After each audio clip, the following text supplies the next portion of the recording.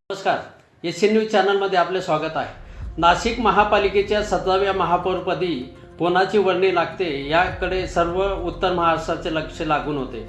आज महापौर उपमहापौर पदाच्या शर्यतीमध्ये महापौरपदी हिमगौरी आहेर आडके यांची बिनविरोध निवड झाली, तर उपमहापौरपदी शिवसेना शिंदे गटाचे विलास शिंदे यांची निवड झाली. नाशिक जिल्ह्याचे जिल्हाधिकारी तथा निवडणूक निर्णय अधिकारी आयुष प्रसाद यांनी हिमगौरी आडके यांची महापौर म्हणून निवड केली, तर उपमहापौर म्हणून शिंदे गटाचे विलास शिंदे यांची निवड झाल्याचे जाहीर केले.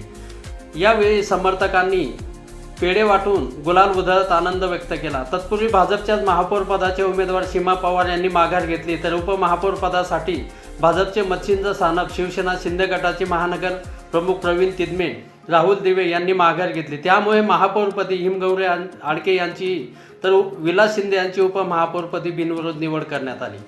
महापालिका निवडणुकीमध्ये भाजपला स्पष्ट बहुमत मिळाले असताना या निवडणुकीकडे सर्व उत्तर महाराष्ट्राचे लक्ष लागून होते. एसएन न्यूजसाठी प्रतिनिधी नाशिक. धन्यवाद.